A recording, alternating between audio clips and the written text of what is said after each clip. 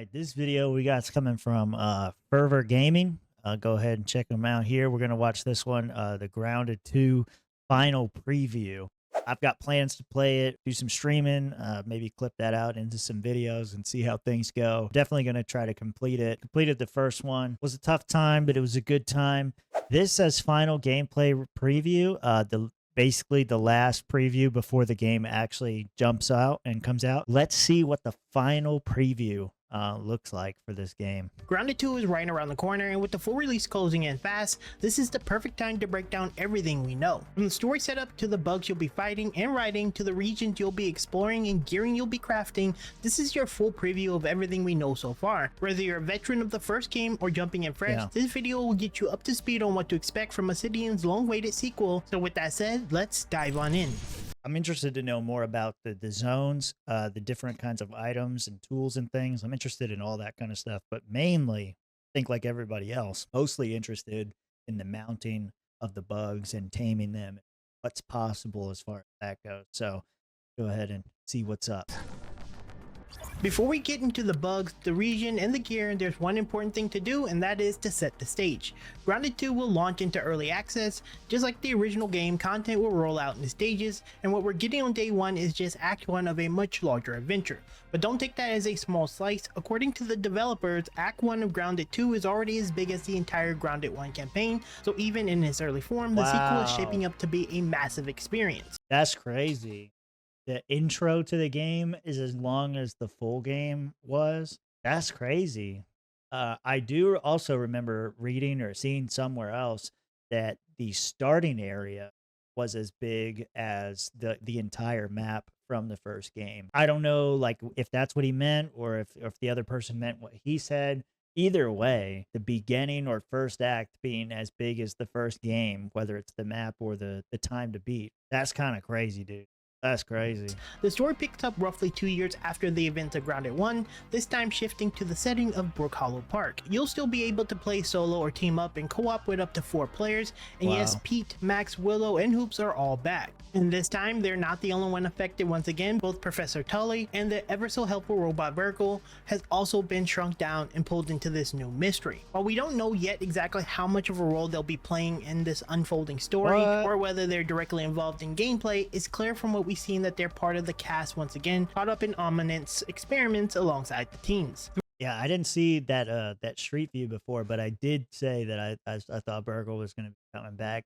So that's good to have that confirmed. Professor being in there, I wonder if he's going to be like an actual physical character in the game, or if it's just going to be like voice recordings again. Either way, good to see the return. Throughout the trailer and the early footage, the fingerprints of Ominent are everywhere. Their logos are stamped on text, signs, and installations scattered throughout the world, which tell us one thing loud and clear: they're still experimenting and they're still the root of the problem. Once again, the goal is clear: survive the oversized danger, uncover what Ominent is up to, and most importantly, figure out how to unshrink before it's too late. Only this time, the backyard is a whole lot bigger. Now that we got a clear picture of what's going on with the world and story, we need to talk about the other major elements of Grounded 2, the bugs. As expected, they're back in a big way, and so far there's a strong mix of returning favorites and brand new threats. From the first game, we've already seen the return of the Red Soldier Ant, but this time they're playing a much more prominent role. In Grounded 1, Red Soldier Ants were aggressive defenders of the colony, guarding high-tier loot and fiercely protecting their nests. In Grounded 2, it looks like their behavior has been expanded even further, possibly taking on a more territorial or even faction-based presence in the park. Yeah, that was cool. I noticed in the beginning of that clip there, this was the one that we watched. This was the Xbox trailer, but they were showing the bugs were cutting down the grass. That was cool. I wonder if you get a buff.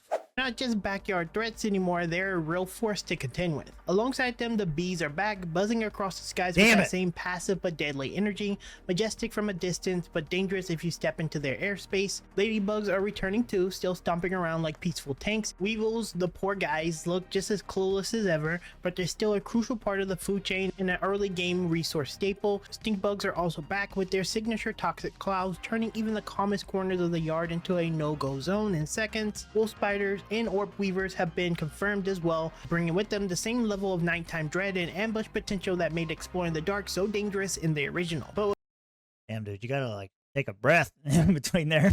But yeah, man, it's good to see a lot of the old stuff coming back. I am kind of upset that bees are coming back, but you know, we've all got our demons. To play. What really has people talking are the new additions. The Scorpion has shown up in almost every Yep. trailer, and from what we can tell, they are actually going to be more than one type, possibly different breeds Oh, or elemental variants depending on the lighting or effects. While we don't know exactly how they'll behave, it's a safe bet that they'll make use of poison or paralysis, and the gear crafted for them can open up an entirely new synergy for that kind of playstyle. yeah, probably with the assassin, right? With like the double daggers, because they said it was going to be like a deadly assassin type deal.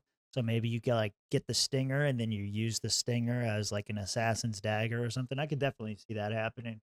That'd be cool. Interesting too that they noticed there's different breeds of them or different species of them. I didn't notice that before. I've kind of expected though now that I'm thinking about it because you did have the infected area, so it's not that surprising, but it is cool to see. On top of that, we see what looks like a butterfly or a moss, something clearly tied to the game mage focused Yep. gear setups. There's also the surprising appearance of the praying mantis again, which was previously a boss in Grounded 1, but now seems to be roaming the park as a standard enemy.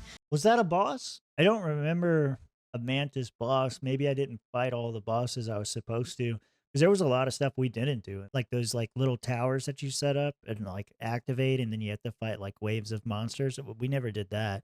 Maybe that would have made the boss fight a lot easier. Interesting. I don't remember there being a mantis, though. I thought that was brand new. If it's anywhere near as strong as the original, this could be a serious threat for even well-equipped players. One of the most disgusting but potentially most useful bugs that we've seen is the cockroach. While we haven't seen too much of its behavior yet, it's pretty clear this thing can block, and that likely make it a fantastic match for players who planning to play a tank style. In the background of some footage, we also seen what appears to be a caterpillar covered in dangerous looking spines. It hasn't been shown in combat yet, but it looks like something you don't want to mess with, and right along with that, we've caught glimpse of a snail, another passive looking bug we haven't seen move, but definitely something that could surprise us down the line. There was a clip here, this one. So with them like just so like casually strolling by, that tells me that caterpillar is not that aggressive, but maybe there's like a benefit, kind of like the ladybug. Like they don't really mess with you, but they are very useful. That could surprise us down the line. Finally, there's the tarantula. While the tarantula in real life tend to be a little bit more mellow, something tells me this is going to be far from friendly, and if it ends up being a boss encounter, it could easily become one of the game's standout fights. All in all, it seems like the classic bugs from Grounded 1 are returning with mostly the same behavior, maybe with a few tweaks here and there, and that's perfectly fine. When you mix those familiar threats with the brand new bugs, the result is a whole new level of danger for the backyard. Scorpion seems kind of small. Like as small as they shrink you and as big as ants are, those scorpions seem kind of small. That's like a beginner scorpion. So now that we have a better handle on what kind of bugs we'll be up against, the next big question is, where exactly will we be encountering them? Through various trailers and depth footage, we've managed to piece together a partial look at the Grounded 2 map, and while we don't know exactly where the game will actually start, one thing is obvious: the backyard is massive. One of the most striking points of interest we've seen so far is the spilled ice cream cart.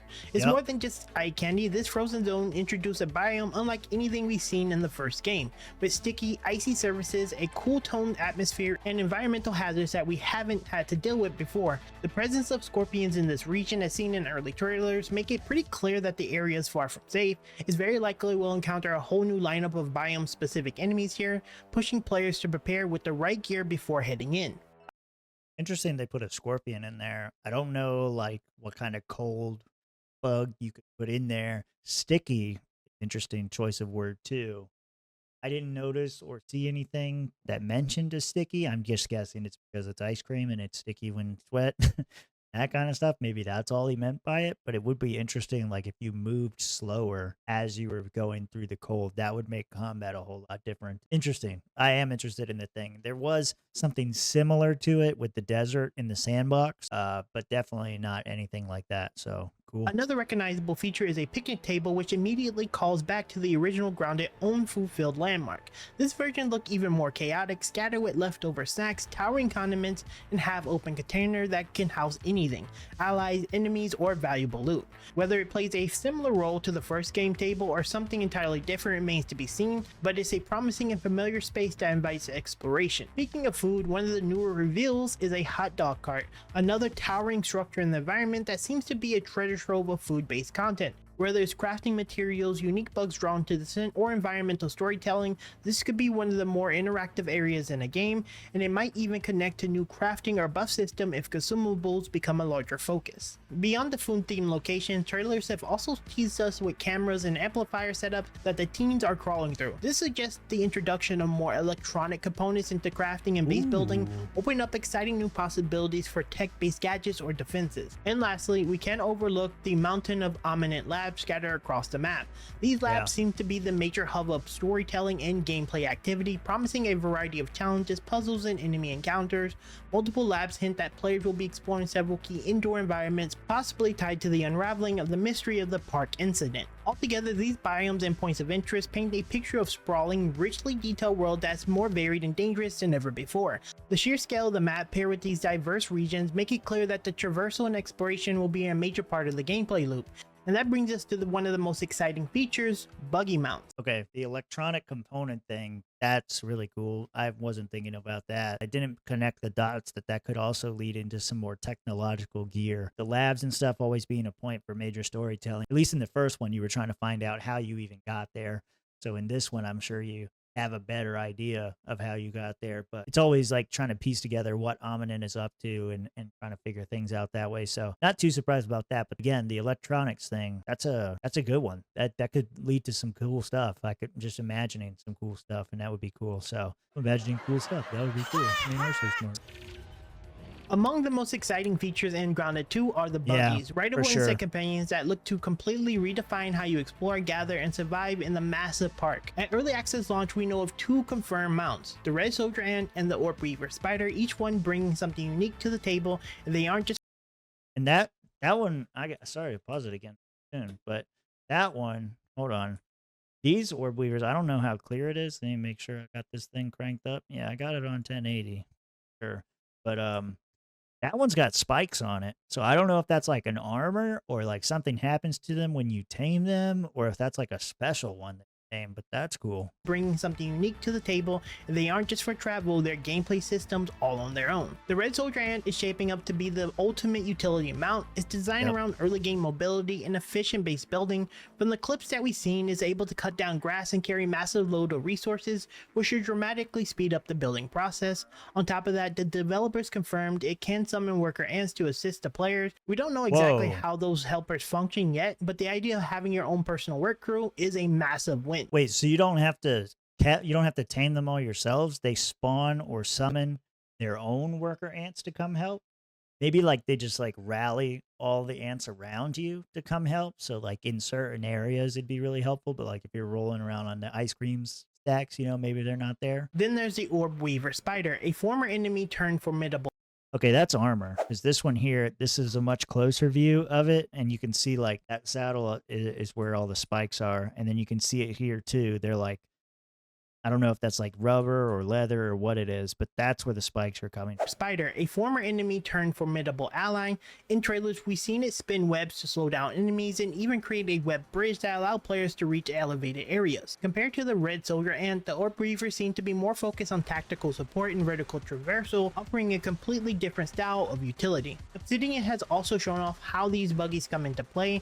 Rather than taming them outright, players will need to build a hatchery and bring it a bug egg. Once placed, the egg hatches into your mount, and that one mechanic alone hints at future death, possibly involving buggy growth, mutations, or even unique traits that may make one even more special. While we don't have the full picture yet, one thing's obvious. Buggies won't just help you get from point A to B, they're going to be essential allies for everything from exploration to combat to construction and Grounded too. Yeah. It's clear the development team is putting a much greater emphasis on player customization this time around, especially when it comes to the 4 teams. One of the standout additions in Grounded 2 is the introduction of defined archetypes, Rogue, Mage, Warrior, and Ranger, which helps to give you more identity to how each player Rogue is assassin, warrior, ranger. Those are all good. I still am not a fan of the mage thing. I don't know why it's there. It could have just as easily been like a tech thing and would have like kept it grounded. Let's play on words. Would have kept it grounded in like a reality based thing. Adding that magical element just kind of, for me, kind of like screws up some of the story. I mean, it should be fine. It should be fine. I'll wait to judge. Right now, not liking it. Can build and play their characters. This direction is being reinforced with both returning gear from the first game and 10 entirely new armor sets confirmed for the early access launch. We don't know yet exactly how much of the old gear will return, but with the expanded pool, the potential for more specialized builds is undeniable. Now, if you're a regular watcher of the channel, you already know I tend to approach most gameplay through the lens of a tank style playstyle, so naturally the warrior archetype is going to be the go-to for me and for others who enjoy that being on the frontline playstyle. But that doesn't necessarily mean that the warrior is limited to being a tank. From what we've seen, the class is centered more broadly on melee combat, which could include both heavy frontline brawlers and hard-hitting damage dealers. Meanwhile, the Ranger and the Rogue archetype looks to be fairly similar in the function to what we've seen in Grounded 1, with the Ranger acting as a range specialist, probably more fragile but efficient at picking off targets from a distance or dealing with aerial threats, and the Rogue offering high burst damage up close with an emphasis on hit and run or stealth tactics. I wonder if you're going to be able to like specialize in multiple, or if you're going to have to choose one. I said in my last Grounded video that I thought they should break it out to where each character had their own unique abilities and things and mutations that they could unlock. I think that would be a good way to go. If they are going to give abilities to everybody, I know there's going to be a limitation on the number of mutations you can have, but I wonder if it'll be possible to unlock all of them and kind of switch them out like different costumes or uniforms to fight in. Like you have different builds on the same character, all of them maxed out. Or if you're going to have to make a choice and be like, I'm going to be a warrior and you're going to be a ranger, and you know, you focus there, I'll focus here kind of thing, and really have that teamwork. For a solo playthrough perspective, it would be better to have everything available to you, but for that multiplayer diversity and unique interactions throughout the game, it would make more sense for them to be divided to where you have to make choices. I kind of lean towards the latter. Maybe the former is better, you let me know, but that's what I'm thinking. The biggest curveball though is the mage archetype, Grounded 2's newest addition. From what we can tell, it appears to be tied to parts harvested from the butterfly or the moth early on, and while it's not typically my personal favorite playstyle, I'm really curious to see how the mage archetypes end up performing, especially when it's paired with the revamped mutation system. Speaking of which, mutations are back and looking better than ever. Not only are they quite a few of them, but they also come with a much cleaner, more refined UI. Each mutation appears to offer a unique way to enhance your build. Some provide raw stat bonuses, while others just more situational. One mutation we've seen is tailored for use during the base defense events, something that Grounded 1 veterans should be fairly familiar with. These type of effects make you think that electronic structures like the amplifier or the lab areas we talked about earlier might tie more directly into redefined base systems. But whether you're min-maxing your builds for raids or crafting a unique playstyle just for fun, it's obvious that Grounded 2 is leaning harder into giving players a real sense of progression and individuality. So yeah, that's really good. Okay, let's let him wrap it up and then we'll do there you have it. That is the final preview for Grounded 2. From a massively expanded backyard and terrifying new bugs to deeper customization and buggy companions, this clear Obsidian is aiming to take everything that worked in the first game and blow it wide open. But this is just the beginning. As we get closer to the launch and more information rolls out, I'll be breaking it all down in detail, deep dives into mechanics, early access content coverage, breakdowns of updates, and more. If you really want analysis, no filler, and someone who actually puts in time to explore every inch of this game, make sure you subscribe so you don't miss out on what's coming up next. Huge thank you guys for checking out the channel, and with that said, I'll see you in the next Grounded 2 video very soon. Yeah, man. Good job. Great video here from Fervor Gaming. Looking good. Gonna go ahead and give it a like and give it a sub there. Yeah, I'm excited. I'm looking forward to playing it. I hope it's as good as it looks. To this one, I'm less sure about than the Schedule 1 thing, just because, you know, sequels tend to be, you know, not as great. But we'll see, man. Hopefully it's a good iteration on a previously good game, and we'll see what goes on from there. Like I said, we're definitely going to be playing it, streaming it when it comes out. Maybe not exactly on Tuesday, maybe Wednesday. Anyway, let me know what you think. What are you looking forward to? What class are you going to play?